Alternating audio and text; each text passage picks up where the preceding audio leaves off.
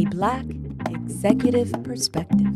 Whether you're aware of it or not, it's a topic that is often avoided. We'll discuss race and how it plays a factor, and how we didn't even talk about this topic because we were afraid. A Black Executive Perspective. That's where I struggle. Like, I don't know, like, how am I supposed to navigate this without diminishing her, without calling attention to her in a negative way, but resolving the issue and hopefully making some progress so that there's a lesson learned here. Welcome to a Black Executive Perspective podcast, a safe space where we discuss all matters related to race, especially race in corporate America. I'm your host, Tony Tidbit. In July 12, 1967, the U.S. Supreme Court unanimously made interracial marriage legal in the United States. Prior to the ruling, interracial marriage was still against the law in 16 states, if you believe that or not. Only 1% of newlyweds were interracial couples at that time. Today, almost 20% of all newlyweds differ from one another when it comes to race or ethnicity. Today, 94% of Americans approve of interracial marriage versus 3% in the 1960s. Although we've made tremendous strides in marriage, have the same strides been made in couples navigating and discussing their differences regarding race in their marriage? Brian Stern, welcome to a Black Executive Perspective podcast. No, thank you for having me. I'm excited to be here. Buddy, we're so glad that you came. This is awesome. This is a very, I don't want to say unique topic, but it is a topic that is very important, you know, especially based on where we were in 1967, where 16 states, it was illegal for interracial marriage in that state. And as I talked about, 3% at that time approved of interracial marriage. Now 94%, 20% of all newlyweds are now interracial couples. So we've made tremendous strides from an external standpoint. However, and you're here to help us navigate in terms of internally, how the couples work together in terms of communicating about their racial differences. So exactly, I'm very excited for you to be here, for us to dive into this. But before we get started, tell us a little bit about yourself. What do you do? Where do you live at? Sure. So I'm a career ownership coach. I help people that are primarily in career transition, maybe looking for something a little bit different. I do specialize in helping people navigate the world of entering entrepreneurship. And this is a recent change for me, but I'm having a lot of fun doing it. I do live down on the Jersey Shore with my wife, as you mentioned, in an interracial marriage. And I do have a daughter, 12 years old, that we share a lovely home with. So in all transparency, Brian and I have known each other for 23 years, and we met in the advertising industry. And you thus have made a transition over to, coaching future entrepreneurs. So what made you, want to make that change in your life at this time frame? I think a lot of it was getting to a point in my career where I realized that I was turning 50 years old and still didn't know what I wanted to do when I grew up. And because of that, I actually went and got a coach myself. And in figuring out what I wanted to do, I actually just enjoyed the process of the figuring out piece. So instead of moving on to something else, I actually asked my coach, can I just do what you do? I love helping people figure out what they want to do because I've enjoyed the process myself so much. And that's how I fell into it. And that is awesome, man. And so dovetailing on that, tell us a little bit about why you wanted to appear on this podcast and talk about this subject. Yeah. So I got to be honest with you. I'm a loyal listener, and the thought of being on the podcast was actually kind of intimidating. I just listening to the expertise, the credentials of the people you've had on, and I'm just a middle-aged white guy from New Jersey, so it is a little bit intimidating. But I have to say, I've gotten so much value out of listening, and I love the mantra, making uncomfortable conversations comfortable, because there's a conversation I've wanted to have for over 15 years, and I've tried to have it. And I've just not been successful. I've stumbled through it a couple of times. It's just, something that I've struggled with. And knowing that you've created this safe space, I'm here for ulterior motives. I'm here to learn how to have this conversation. I'm here to get your perspective on how to have this conversation about being in an interracial relationship and how to navigate it and the issues that we face. I know what the issues are and I have a perspective on it. I can't say that I'm an expert. Can't say I have it figured out. That's why I wanted to be here, to talk about it. That's awesome, my friend. Yeah, I mean, look, that is awesome. And I got to say this to you too, right? I mean, number one, I'm glad that you're a loyal listener to a Black Executive Perspective podcast. That is great. I'm glad you like what we're putting out there. Here's the kicker though. And look, I'm not an expert either, but I can share with you my experience in terms of what I dealt with when it comes to interracial marriage and some of my friends and family that are interracial relationships. But you kind of lucking out a little bit. I got to say that, right? Because, you get to come on the platform and talk about this and ask me questions. And if I didn't have this podcast, I would be charging your ass. All right. Just to be clear. All right. There would be a fee. All right. But guess what? We have the platform. That's what this is about. It's for us to be able to learn and share and hear other people's stories. So more importantly, I am ecstatic that you are willing to come on. This is not an easy thing to do, to come on and talk and share your story to, who knows, thousands, maybe millions of individuals who may hear this, right? I know we're not at millions in terms of subscribers yet, but I'm being optimistic. Yeah. So that is awesome. So you ready to have this conversation, my friend? I've been waiting for 15 plus years to have this conversation. Okay, let's talk about it. So when you say you've been waiting for 15 plus years to have a conversation, give us some background in terms of what you mean specifically. So I've been married for 15 plus years. Met my wife obviously before that. And honestly, race was never really something that was top of mind for me growing up. I would have said, if you had asked me when I was a kid, how much does race impact your life? I would have said it doesn't impact it at all, right? My perspective has changed dramatically. I realize now it impacts 100% of my life, and it always has. And so hold on right there real quick. Right? So you just got finished saying, hey, I would ask you 15 years ago, and how does race impact your life? You would have said it doesn't impact my life. Why would you have said that at that time frame? I think it's because I took for granted that it wasn't something that impacted me because I felt free to go almost anywhere I'd like to go.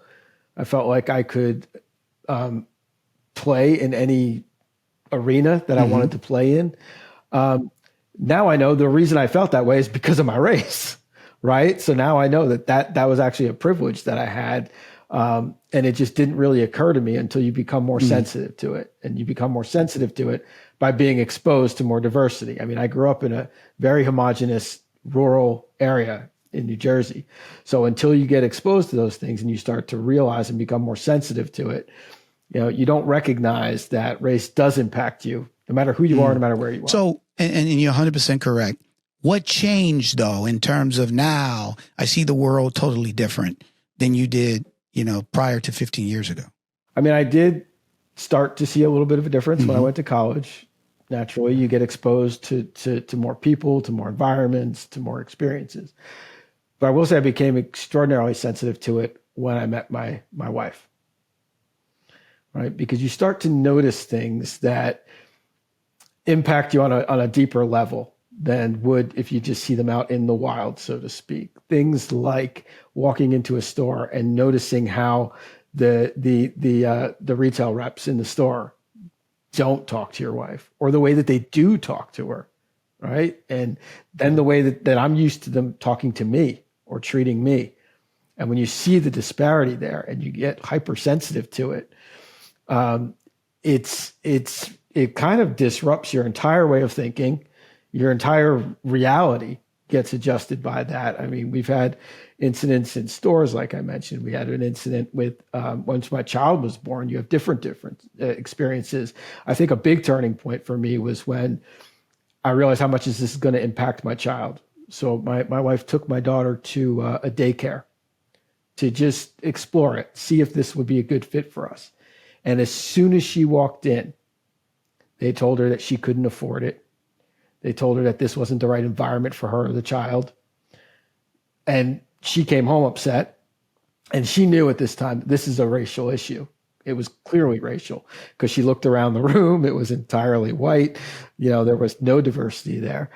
And, my inclination is I'm driving right back to this place and I'm going to raise hell. I'm going to go give him a piece of my mind. But my wife, her initial reaction was just let it go. Don't worry about it. Just let it go. We'll just move on.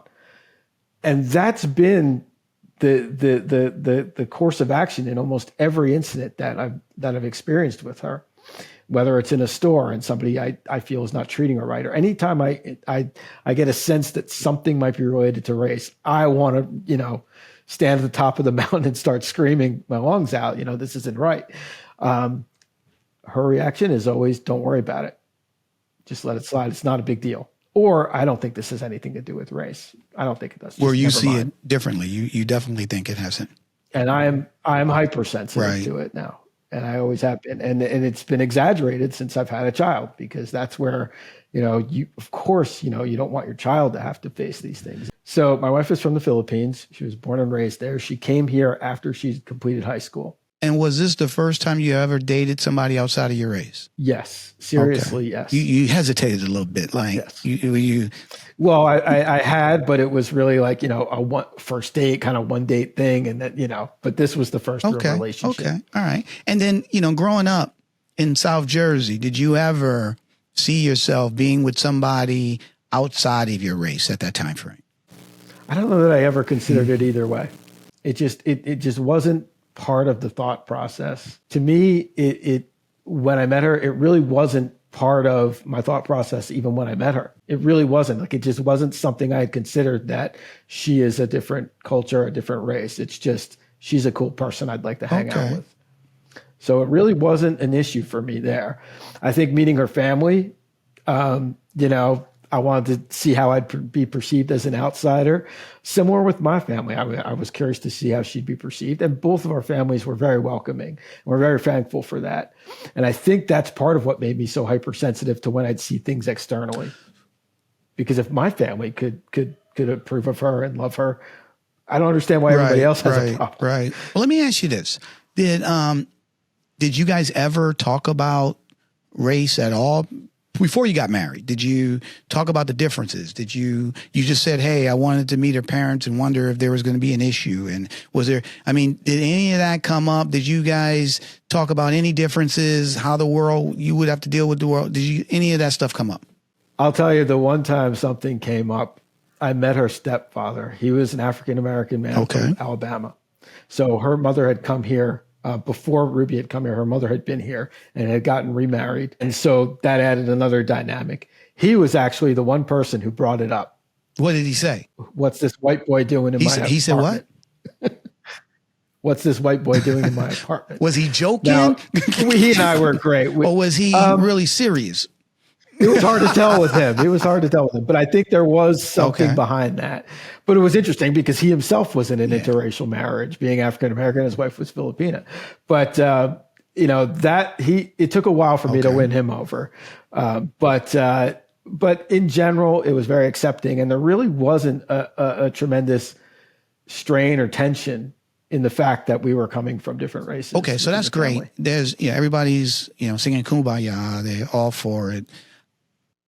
Back to my question, though. Do you and Ruby ever, when you were dating, I would imagine before you got married, you went to a restaurant or you went to a store.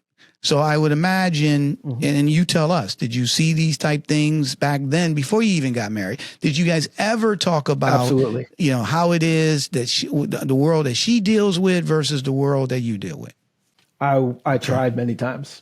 And this is what I wanted to talk to you about in part, because the conversation is extremely labored, right? We tried. When I would see something that she's not getting serviced in a store, or somebody would kind of push her out of the way in the subway station, right? Like when I'd see little things like that, or I'd have to jump out and call the taxi, right? Like there are little things like that, and I'd want to talk about it, but the response I would constantly get is, "Don't worry about it. Don't make a big deal about it. Just move on. Like, let's just go somewhere else. Let's do something else. There really wasn't the ability to talk about it. Like I mentioned in my, when we were first talking about why I wanted to come on the podcast, I stumbled, through it, and it was difficult. It's a hard conversation to have. And the problem is we can talk about anything. We can talk about finances. We can talk about our kid. We can talk about vacations. We're equal footing when we talk about all those things. This is the one area where we are not equal. The way that she walks through the world is always going to be different than the way I walk through the world.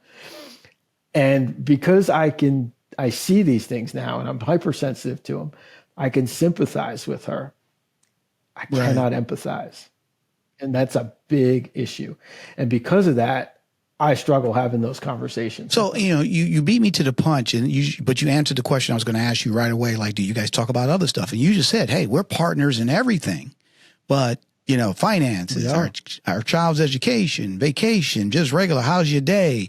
You guys talk about everything. But when it comes to race, it doesn't. She's just always very, no big deal. Let's leave it alone. So let me ask you this. How about your daughter? Tell us a little bit about the dynamic there. Does race come up based on her being biracial? Is it a different dynamic? Does that conversation come up? So with her, it comes up often, and she's open to talk about it.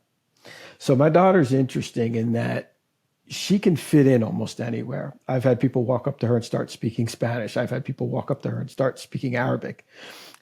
She can fit in to almost any culture. She has this deep olive complexion. She's got this really, like, I don't know how you would say it, but it's just like this face of like, everybody that's in every commercial now where you can't tell what race they are, right? That's the kind of face she has, right? So for her, she is just as hypersensitive as I am, and she's willing to talk about it, and she's willing to make a big deal about it, which is so interesting because she takes after her mother in so many ways, except for this one way, in that she will, want to take the mantle, and she'll stand up for people when she sees things. She'll want to talk about it. She'll want to call people out.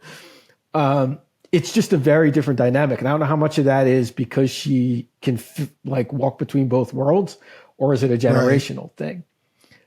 That's what I wonder. So have so backing up a little bit, you said when you met her father, and first thing he said is, who's this white dude? Why he in my house? All right. So for him to say that, I would imagine race came up at some point in their relationship. Just for him to say that, right? He's her father. He's black. Her mother, her mother is Filipino. I would imagine that came up. So, have you chatted with her parents in terms of this issue, and that she won't speak on it? And because what I'm thinking, is there an issue that happened when she was a kid that, could have been traumatic, and she just don't want to talk about it. And so when this comes up, she's just like, I don't even want to deal with it. So I'm probing here. Any conversation with the family on any history or anything like that? So I never really got in depth with her stepfather on it. He was very standoffish and stuff, and he didn't even meet her until gotcha. So he don't know. Yeah. But her mother, I've had conversations with, and she, interestingly, she was a school teacher in Manhattan for about 30 years. And so she dealt with the dynamics of, a very diverse classroom and had a lot of those conversations over time. She had actually even been called in front of the Board of Education for a student claiming that she was a racist at one time. And so she brought me, her son-in-law, she brought her husband, who happened to be African-American, and we went and sat with her, and they were like, who's this? And she's like, that's my family, right? So I've had some conversations with her about it. And she's very much in that similar vein of, I'll talk to you about it, but she's not going to really give me what she really feels or what she really believes or the depth of what her experience is, because it's very much we just deal with it. So it's not a big deal. And to me, it is a big deal. And I this is why I wanted to talk to you too, because I know that you're in an interracial marriage as well. And I'm curious. I'm so curious if your wife brings stuff up the way I bring stuff up with my wife. Does she bring stuff up, and how do you react to it? Yeah, so that's a good one, right? So I answer your question specifically. Yes. Was it that way in the beginning? No. Okay. So, and the reason I'm asking the questions, I can relate to your wife a little bit. I think a lot of people who are listening to this episode who are people of color, they can relate a little bit in terms of, the not just let it go, right? Just let it go. You know what? Forget about it. And But where does that come here's from? the kicker. Well, there's a lot. I don't know if we got enough time. Double A, is this an hour episode or is this a 24/7? You know what I'm saying? Is this you know what I'm saying? This is one of those binge series and stuff to that nature, right? We'll see what people's attention span is nowadays. Because that can take a long time, right? So there's a lot, right? There's historical issues. There's self-esteem issues. There's cultural issues. There's a lot to it, right? For me, I can speak specifically for me. For me, it was a self-esteem issue. Okay. And so when things like that happened to me, I didn't say a whole lot. I didn't now you kidding me. Don't even try it. Right. But yeah, there was times when I was a kid, it was called and this wasn't, and let's be clear, this wasn't by white kids. This was by black kids. I was called every, black name under the sun, because of colorism. Okay. Because colorism in terms of, groups, every group, I don't care if you're Hispanic, you're Cuban, you're African American, you're Italian, darker people are done and lighter people are better. They're smarter. So that is for real, right? And I dealt with that. And then more importantly, I had a different father than my siblings. I was the oldest. My father, I was dark skinned, and my sister, my brother, and my two sisters were light skinned. Okay. And so even with them, when I get in fights with them, I remember one time my sister called me a black, blah, blah, blah. My mother heard it and she went off on her. And don't you ever do that. So just when you hear that and you're a young kid, for me, it was a self-esteem issue. Okay. And then as I got older, I was I hate to say it, just trying to stay out of the way. I mean, I didn't, because, if somebody did something or whatever, I didn't even want to deal with the confrontation. Where does that go? How am I, by me being combative, how does that make that situation better? I should have been, but at that time frame, I wasn't trying to make no waves. All right. So there's a lot to it in terms of, why people just say, let it go.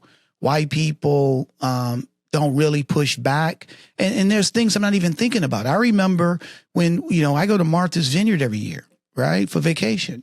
And we had brought my wife's sister and her husband. They came and stayed a week with us. And we were walking around. And then my nephew, my sister's son, he came. We flew him up, and he's like 6'5". And he was like 18 at the time, last year in high school. And he's tall, black guy, right? And then he was holding hand to hand with my wife's, my nephew from my wife's side, who's lily white, right? And we're walking down Martha's, we're working in Eggertown, I think it was. We're walking around and we're having a good time, and I'm just minding my business. And then later that day, her husband said to me, it wasn't even later that day. I think it was that around, I think it was around the same time frame. He was like, I don't get it. How do you take what these people are looking at you the way, he said something like, how do you, and I didn't even, cause he was like where you are. He was like, I couldn't take this. Look how they looking at you. How do you take it? And I was just like, what are you talking about? Because I was at a point where I don't even pay attention to that no longer. It's so prevalent. It's been so part of who I am everywhere I've been at, and especially since, I married my wife or we started dating, you just become, what's the word I want to use? I'm not even sensitive. It just becomes like a callus. You don't even think about it. Because if I had to think about that all the time, Brian, I could not be who I am. I couldn't prosper because I would always think everything is they're doing this to me because I'm black. And nobody wants to be in that. Your wife doesn't want to be in that. Nobody. That's an area. And I know I got friends of mine, people I know who are talented, who could be anything. But because that is their mindset, they don't go far. Because now the leaf blew down my street because I was black. All right. So, and again, I'm embellishing a little bit, but what I'm saying is that has a lot to do with it. Right. And so back to your question. When me and my wife, who I met when I worked up in Boston, we worked at the same company. Okay. And she was our marketing person. I was a sales account executive selling television advertising. And it wasn't love at first sight. We started working together, and then we, started all as an office. We all hung out and we went drinking, and, then her and I started chatting, and the next thing we went to the movies, and, then it became, we started, taking it seriously. And so I'll be honest with you. So for me, I was like, cause this is my second marriage. My first marriage, I was married to a black lady. All right. Loved her to death. We loved her. Just didn't work out. Right. So did I ever say that I would marry somebody outside of my race? No, but I wasn't opposed to it. My mother always was, she always, taught us about, whoever loves you, all I care about is they take care of you. I don't care what color they are. I don't care where they come from. As long as they love you for you and they take care of you, that's all that matters. Right. So that was always our mindset. However, but when me and my wife got together, and she grew up in a small town outside of Boston, I'm from Detroit, Michigan, I was like, wow, this is great, and I was thinking, oh, she must know what black people go through. Okay, because she's willing to date a black guy, right? No, she ain't had no clue. Okay, she had no clue, right? But that was me being naive.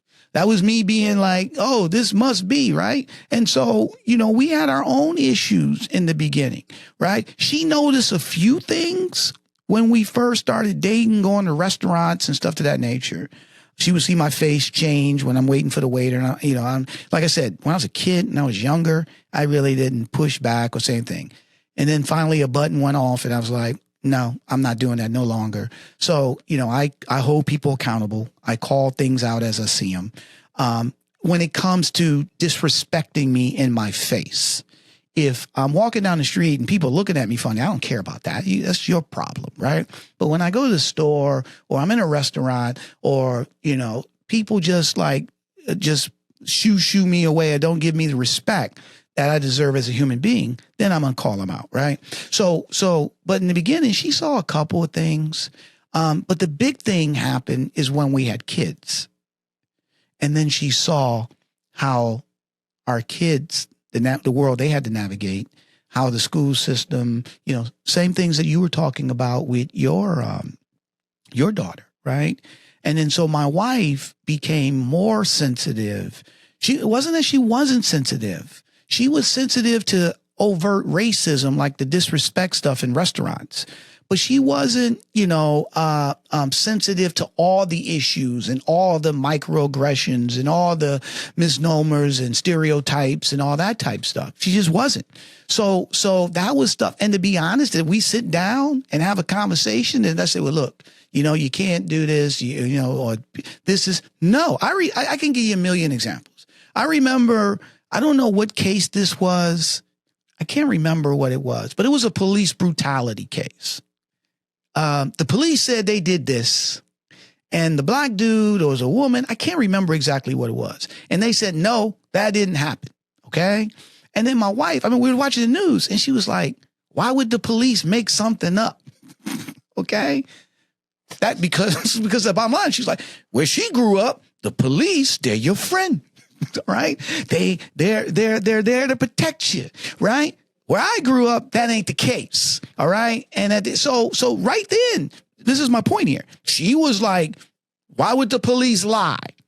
And I'm like, because they lie, because here's a person of color and they treated this person anyway. And they know that this person who's telling them, who's basically making an accusation, a lot of people won't believe that person because they are the police, right? But I had a million experiences with this. So is a lot of people of color who's listening to this, friends and stuff of that nature. But this is my point. So there was still, even though we fell in love, even though we had kids, even all that, there still was unconscious and conscious issues, because of where she grew up, what she saw, her experiences, and where I grew up and what I saw in my experiences. And to be fair, going back to your situation with your wife, I didn't sit her down and say, let me tell you everything that's going on. I didn't even want to talk about it. I didn't. Why? And that's what I struggle with. Right? I don't want to talk about it, right? Because it's just one extra. You use the word Go that ahead, I buddy. love. I think that I'm sorry to interrupt, but you use the word callous, that you've developed this over time. So when you're a newborn baby and your skin is super fresh, right, and hypersensitive to everything, well, that's what I feel like I was like when I first got together with my wife. I don't have the callus, and I know your wife didn't have the callus either, right? So when these things happen, we are not equipped in any way to process it in the right ways or the wrong ways. I don't know, but we're not equipped to process it in any way, right? So what happens is I get hypersensitive. I want to talk about it, and I want to do something and take some sort of action, right? And there's this imbalance because my wife has the callus and wants to just, let it slide or move past it because she doesn't want to focus on it. I don't know how to get to that point where we are on the same page in how to manage these things. And it's a particular concern, as you mentioned, once you have a child, once there are children in the mix, because do you want to let these things slide? What kind of example is that setting for my kid, right? My kid wants to talk about it, but my wife tells her, don't worry about it. And I'm like, no, what happened? We got to fix this. Who can I talk to? Who do I got to go smack on the butt, right? Like, so we're coming at it from a very different way. I feel like after 15 years, I'm starting to learn how to process it. I'm starting to, I wouldn't call them calluses, but my skin's getting a little bit tougher. But I still don't know the right way to address these situations, right? If we are in a store and my wife is waiting to be helped and 3 other people who've come in after her are getting helped before her, what's my role, right? What would you expect of an ally in that situation? Should they come forward and say, hey, why aren't you helping my wife? And bringing up that maybe it's racial, or is it just, I don't know the right thing to do here, because if my daughter's there, do I want to make it a different conversation, or I just want to, wait patiently for her to be served? So again, double A. Is this a binge series? Because I can go a million ways.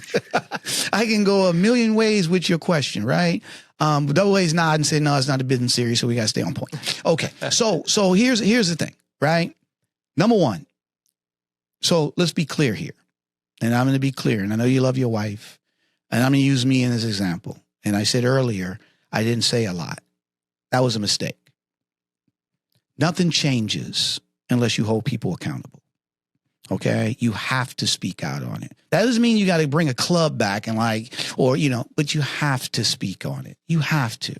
Okay? You have to do that. Right? So, and let me give you an example. And again, I just told you earlier, I just let it go because it was more of a self-esteem issue. Okay. But then once I got past that, when I moved out here to Connecticut, I used to drive to Detroit from Connecticut all the time, visit family.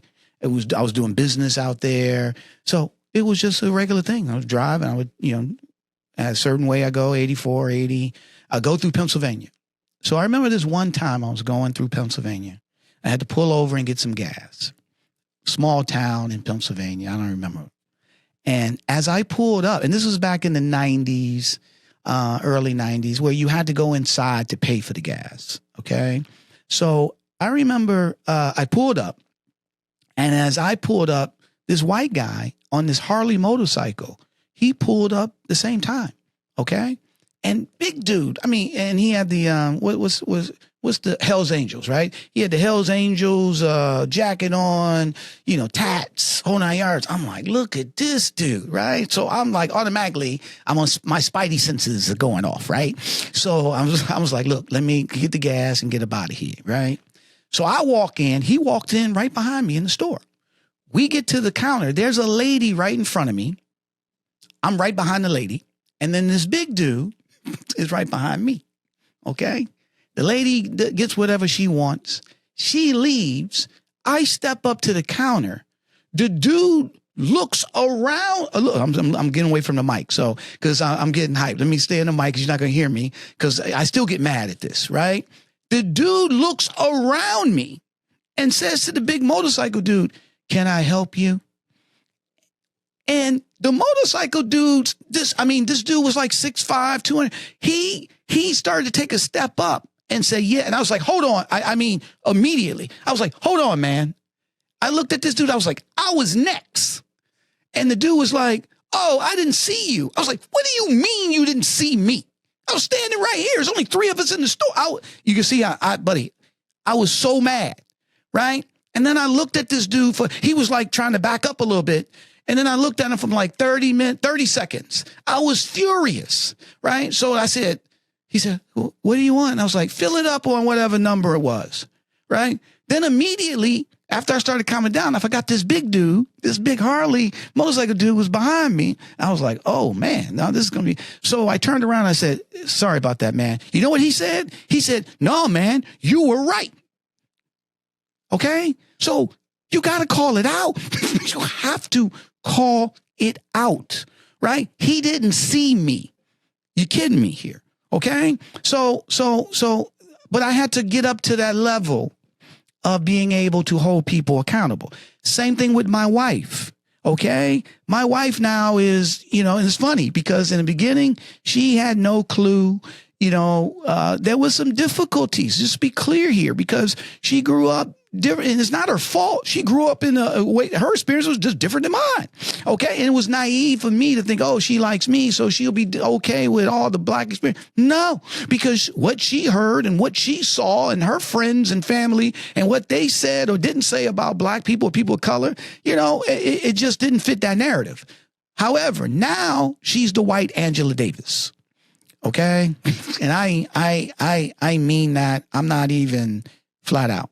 My wife she's like you, Brian. She is very sensitive. She sees everything, right? I'll tell you another quick story. And this is Martha's Vineyard thing. Okay. This was back, our daughters we go to Martha's Vineyard every year. So our daughters maybe 3 or 4. And typically when the ferry, we take the ferry home, it stops off in Woods Hole and then you drive, and there used to be this IHOP, and we were like, we call it a 6 o'clock in the morning ferry. We're like, we'll just get breakfast at IHOP. So we drive to IHOP. It's on the way home, right? We get there. Place is packed. We put our names in. It took a while. We finally get in. We sit at the table, right? We're hungry. The kids are hungry. And they just don't come by to ask us for anything. How can we help you? Hey, just so you know, it's really crowded. We'll be with you short. Nothing. All right. They just kept walking past us, serving everybody else. My wife, and again, she sees it. She sees it. Right. And then I'm getting mad. And to be honest, I'm trying to stay calm because I know me, but she's becoming furious. Right. And then all of a sudden, the waitress was walking past us and she grabbed the waitress' arm and says, "Are you going to effing come and serve us? What's the issue?" And the waitress was like, trying to play off. "Oh, I'm sorry. And then the waitress went into the kitchen. My wife followed her in the kitchen and then started saying, "Where's the manager at? I want her fired." Everybody in the whole IHOP is looking and she's like, "I want her fired. I want her fired." So I'm trying to calm her down. I'm like, Gail, calm down. She's like, "Look, don't take up for them." You know what I'm saying? And I'm like, I'm not taking up for them. I'm just trying to calm you down, right? Hold them. See, when you see it, and you're not used to that, you become furious. And this is what people of color deal with all the time. So now here's my thoughts on that, because I've had this same experience, and I didn't go into the kitchen, but similarly in a restaurant, we got served, but then they never came to check on us. We're eating spicy food. They wouldn't give us water. Like, it was one of those things where I was like, what's going on here? Like, I'm dying. But, finally I just grabbed somebody and I was like, where can I go to get my own water for me and my family? Right. Like, I'll go get it since you're obviously too busy for us. Right. And I clearly expressed that I thought this was like, a racial thing. Now, my wife was furious with me for doing that. Right? For calling attention to it. Now, so my perspective is I'm standing up and trying to do the right thing. And her perspective is that I somehow called more attention to her and my daughter, unwanted attention because of the situation. So in my view, I thought I was doing the right thing by standing up for her. But in her perspective, I was in some way, I don't know if this is the right word, but like, diminishing her in a way, right? Because I was calling attention to this inequity and making a bigger deal out of it than my wife wanted me to make. So in that situation, I mean, your wife's going into the kitchen and demanding someone be fired. Like, she's doing that with all the right intentions, as I would, and I have.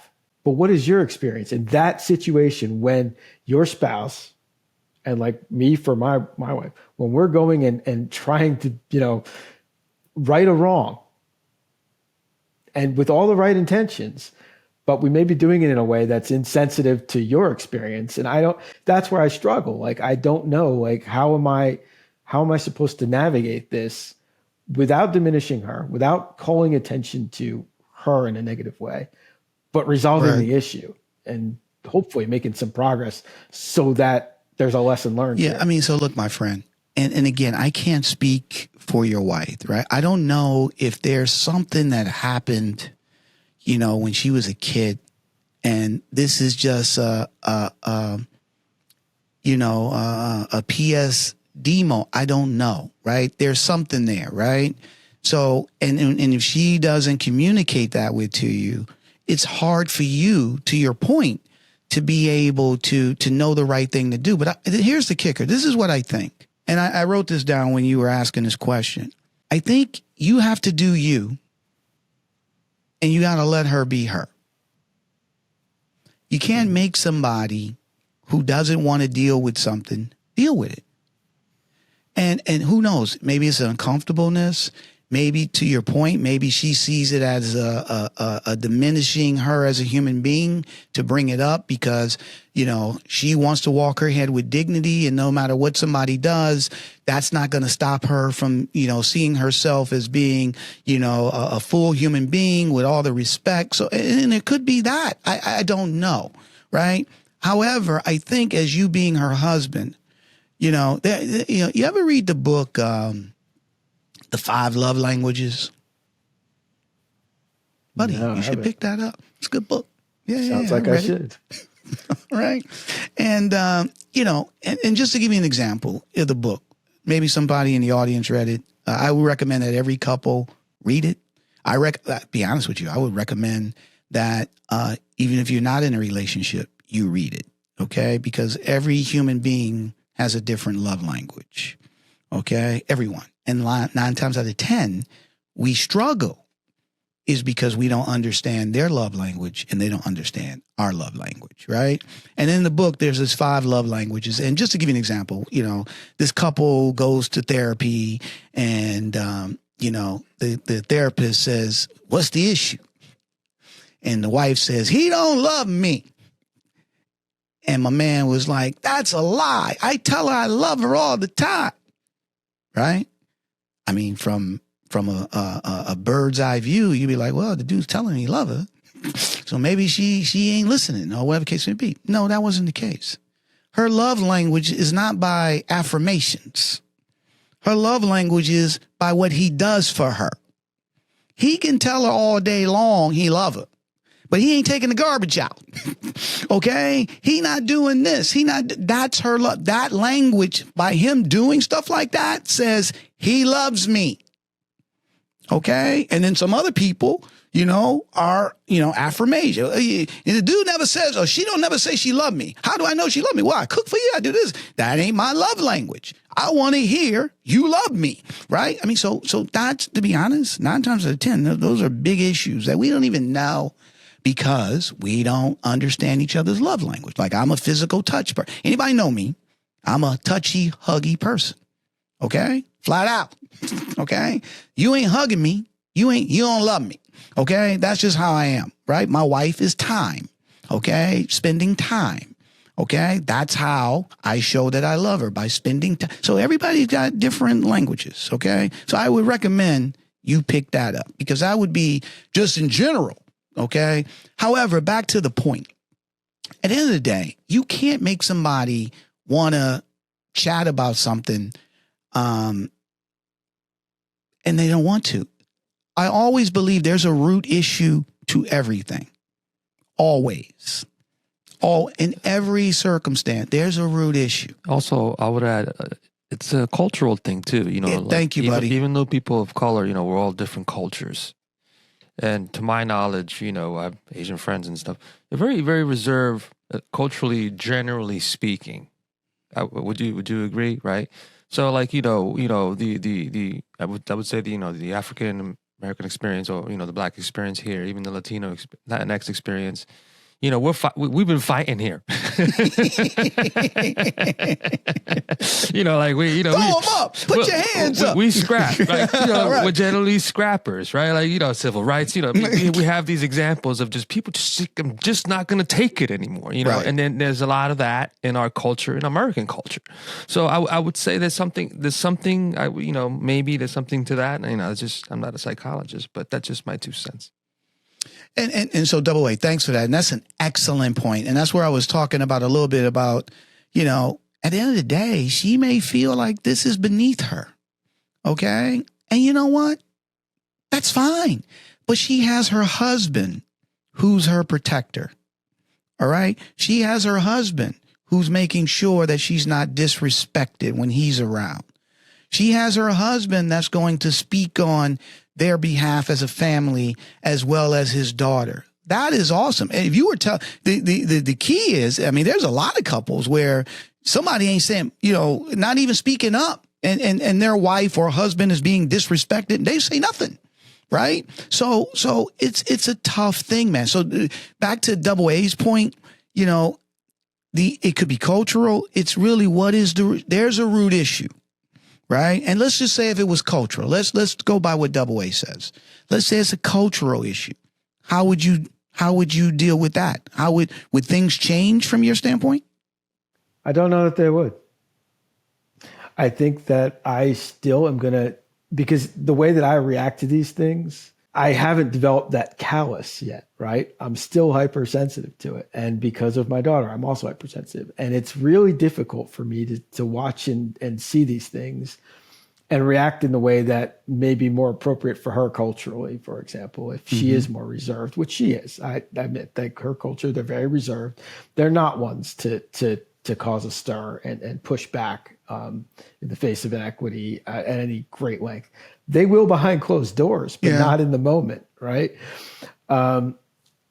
So I don't know that it would change dramatically the way that I would act in a situation or the way that I would want to address it with her either, because I haven't processed, or I haven't had enough time to process the world that she walks through. And I don't know that I ever will, because I'm white, and it's not something I'm going to be able to again, empathize with. Well, experiencing those can things. So I just want to push back a little bit on what you just got finished saying, right? I think you can empathize, right? I really do, because you see it. You see the world that she deals with, your daughter deals with, and it's a different world than you've dealt with. So you can, in other words, I'm not saying that you're going to know everything. Of course not. So I hear your point. But that's part of the change. That's part of people learning, is to be able to empathize, is to be able to put themselves in the other person's shoes or see their own, their point of view. And like, wow, I never understood that. Wow. Now I got a better understanding. So I think the empathy is there. Go ahead, Double A. Yeah, I had a buddy of mine who he's from Connecticut, from from Darien, and he lived in Hawaii. White, affluent young man, and lived out there, was living living the dream. Was out there with his brother, renting a house, and he told me stories of how he was discriminated against by the locals because he was white. His house got robbed several times because he was white. And they told him that was the reason. So, he ended up realizing, that he learned it that way. I mean, it wasn't fun, but that's how he got empathy. He told me, he's like, wow, I experienced it personally, as a white person, like I was discriminated against, because it happens. Right. So sometimes until it happens to you, you know what I mean? Or you really see, like, I think, until it happens to you, you won't really, nobody really has that ability to always have, get into other people's, shoes and feel that empathy. It's not an easy thing to do. And speaking, and even taking it to the next level, this is where we, as human beings, this is where we struggle, is because when, and again, I'll use me as an example, right?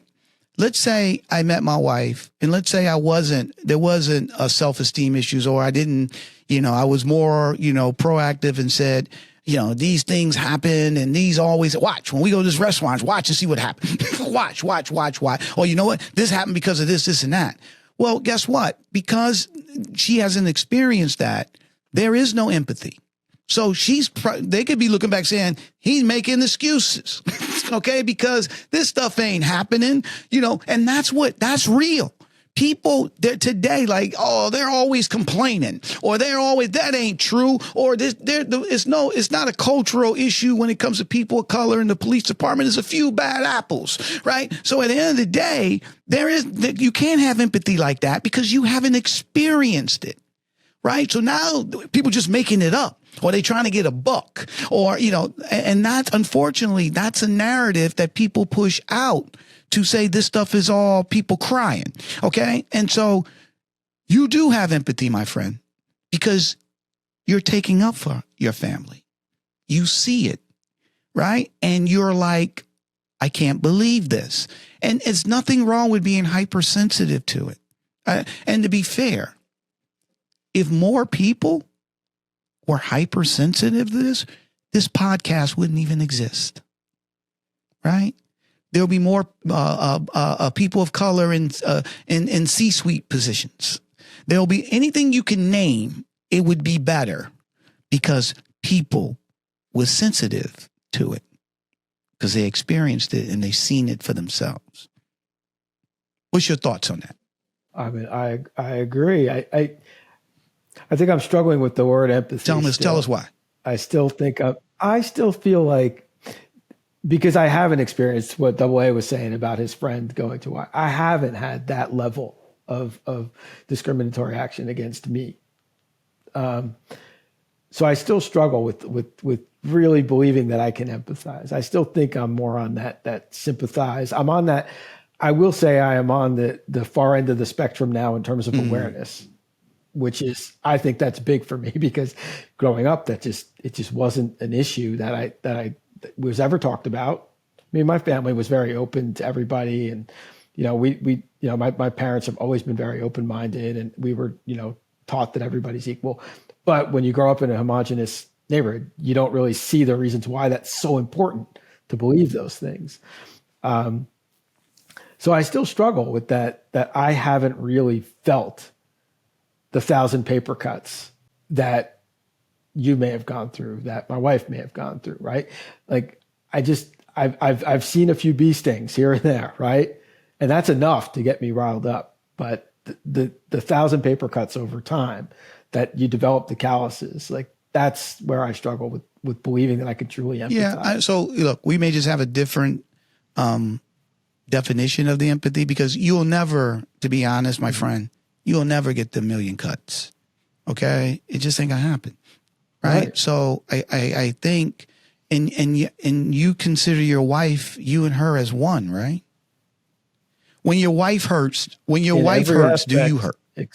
So there you go. Absolutely. And I think in this instance, what I believe is that many times I feel like I'm hurting more than she is. And I don't know that look, that's true. I can't say it is. I can't say it's not. But maybe that could be. But that's part of the empathy part. You are hurting. Those experiences do hurt you because they're hurting your wife. They're hurting your daughter. Right. So, but I hear your point. If look, at the end of the day, you're not, it's just, unless like Double A just gave an example, unless you move somewhere and you're the minority and you're getting stomped on and talked about and disparaged over and over again, then absolutely. Absolutely. Because ultimately, the empathy has to come from, acknowledging that, hey, this is fundamentally wrong. Exactly. It's real. Number one, it's real. All right. And like you said, it's fundamental. So and you see that right now. And you've seen it. Let's be fair. I'm backing up because you said 15 years. Okay. Since you guys been together. Right. And you've been taking up for her in these situations for 15 years. Okay. I mean, buddy. It may not be the same cuts that I go through, but those are cuts. Because if your wife was white, you wouldn't been dealing with those cuts. Okay. So I think you definitely empathize. And I just think, my friend, number one, I want to thank you for coming on and sharing this story. I take it back. I know there's a ton of people who, Black, white, Native American, Indian, Hispanic, Russian, Jewish, that are in interracial relationships, and they still struggle. They have a united front, but they don't communicate together. Not some of them do, right? Some of them. I'm not gonna say everybody, but for me and my wife, it was a struggle until we were able to get past that. I didn't want to have that conversation because I got to now educate. I got to have this conversation with you. Why I got to go out in the world and have the conversation too. I want to come home and just chill and, we arguing about the grocery money. Okay. And I got to talk about this, right? I don't want to deal with that. Right. But at some point it has to, and look, I put it this way. I think as you said earlier that you guys talk about everything, finances, everything, which is great. I think you got to talk about this too. And you got to, and to Double A's point, it could be cultural issues, whatever. But I think a good, healthy partner, they would talk about these things, the differences, what this person sees and what the other person doesn't see, right? And it's not about, well, you don't get it or anything. It's just more of, like you said, awareness, right? And eventually,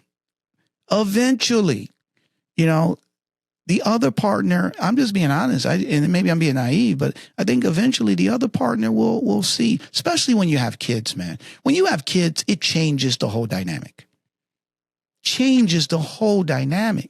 Right? And so now, does me and my wife talk about race all the time? No, right? To be honest, she talks about it more than I do. It's like you. Right? We go, they chose her because of, blah, blah, blah. I just listen. Okay. And I'm not disagreeing with her, but I just listen because, she now is running with the mantle. So it's all, but when your spouses can be on the same page when it comes to something like this, it makes life a lot better. And listen, I've chatted with friends of mine who are now going through some hard times from a divorce because of the issue that you brought up, Brian, is that one is African-American, one is Hispanic, and one person sees this and the other person doesn't see it, and they don't want to, the husband don't want to talk about it. And nothing can get solved that way, right? So I think it's very important that at least you try. That's what you've been trying to do. But net, you got to do you, and you got to let your wife, your partner, be them. That's fair. And I just want to thank you for having me on, because I do think this was actually informative, and actually I will use the term therapeutic for me. Because I do think I've been waiting for 15 years to have this conversation, actually longer than 15 years. I've known my wife for about 18 years. So I've been waiting for that long to have a good, honest conversation about this. So I absolutely appreciate you. And I just thank you for having me on to have this conversation. If I'd have known that, we could have started the Black Executive Perspective 15 years ago. I would, matter of fact, by now, we would have been, Double A and I would be, we'd be talking. We would have invented podcasts. I mean, flat out, right? But all jokes aside, my man, love you a lot. More important, look, this is not easy to do, especially come on a podcast and talk about something. And so I really appreciate you sharing. We want to have you back, talk about some other topics. But final thoughts that you want to share with the audience, my friend. Well, I think a couple things. Number one, in taking your advice, it doesn't mean we have to talk about it all the time. But as part of this husband and wife team, when my wife's ready, when she's able, when she's willing, I'm going to be there for her to talk about it in any way, shape, or form. I think that's critical, important, and to be the listener, not necessarily to try and solve everything, but just be there to listen, to get a better understanding. Because I do think you're right. I probably do empathize a little more than I realize, but I want to be there more completely. The other thing I think that's really important to me is, this is going to sound like a weird analogy maybe, but there's a reason that TVs aren't black and white anymore, right? There's a reason that we evolved to see things in color, right? Movies aren't colored because they're better. They're better. And I think just recognizing that there is a world out there that's not just black and white, and that everyone has that different experience and the different view, and being hypersensitive to it, while it can be painful at times, honestly, it's just made me a better person. It's definitely made me a better husband, and I hope a much better father as well. That is awesome, my friend. That is great. That's great stuff that you're sharing here. How can a Black Executive Perspective help you, Bri? Well, shameless self-plug. I can be found at bstern.esourcecoach.com. I love talking to people about where they are in their careers and how I might be able to help them if they're looking to make a change. I love talking to people from all shapes, forms, careers, any perspective that they come from, because it's all about an education for me as well. Well, that's awesome. So if you guys are looking to change careers, you want to do something different, reach out to my man, Brian Stern, at the website he just announced. Thank you for sharing this story. It's really, something that really touched my heart. And I'm pretty sure you're going to touch a lot of other people's heart as well. I hope you enjoyed today's episode on a Black Executive Perspective podcast, Interracial Marriage, the conscious and unconscious ways we relate to each other and the world around us. So you heard from Brian Stern. He's been with his wife for 15 years, grew up homogenous area. All of a sudden now he's in an interracial relationship, very hypersensitive, see how things are how his wife is being disrespected, treated just in her daily walk. And, love, it takes up for her, but also at the same time, she doesn't want to communicate about it. And then obviously, they're not the only ones that do that. So a couple quick little thoughts I have. Look, at the end of the day, we all grow at different time frames. We don't know what somebody else goes through, why they do, why they don't do. So 9 times out of 10, if a person doesn't want to talk about something, you got to let them just be themselves, right? And it doesn't stop you from doing the things that you feel is the right thing to do for your family. All seeds grow at different times. And a lot of times we're planting seeds. And if they're in fertile ground, at some point they'll grow. So we got to recognize that. Number 2, it is important, if you can, for interracial couples to talk about their racial differences when they're together. Yes, you guys came together. The whole world was against you. It's you versus the world. You're going to have kids. You showed that, we could be together. But there are differences. There are issues. Not everybody's educated on the same things that, like I said, my wife wasn't educated on everything that I've been through. So it's important at some point that people can sit down and have these conversations. And then net, push come to shove, you take care of your family. And the only way we're going to change things is we have to hold people accountable. We can't brush stuff under the rug like I did for years and other people do and just let it go. No, you have to hold them accountable. You have to call it out, right? You don't have to beat nobody up. You don't have to attack anybody, but you have to call it out, okay? Because when more you call it out, the more things will change. So that's a very, very important thing to do. So you know what time it is? It's time for Tony's Tidbit. It's time for Tony's Tidbit, all right? So based on what we talked about today with Brian, today's Tidbit is by David Muir, and it goes, a great marriage is not when a perfect couple comes together. It's when an imperfect couple learns to enjoy their differences, okay? And that's what we spoke to Brian today about as well. So again, I hope you enjoyed. I'm glad you tuned into this episode of a Black Executive Perspective podcast. Please come to our website at blackexecutiveperspective.com. Sign up for updates. You can follow a Black Executive Perspective podcast on wherever you get your podcasts, and also follow us on our social channels on Twitter, Instagram, YouTube, Spotify, LinkedIn at TonyTidbit, BEP. For my guests, Brian Stern, my executive producer, Double A. I'm Tony Tidbit. We talked about it. I love you a lot, and we're out. Thank you for tuning in to this episode of Tony Tidbit, a Black Executive Perspective, and for joining in today's conversation. With every story we share, every conversation we foster, and every barrier we address, we can ignite the sparks that bring about lasting change. And this carries us one step closer to transforming the face of corporate America. If today's episode resonated with you, consider subscribing and leaving us a rating or review on Apple Podcasts, Spotify, or wherever you get your podcasts.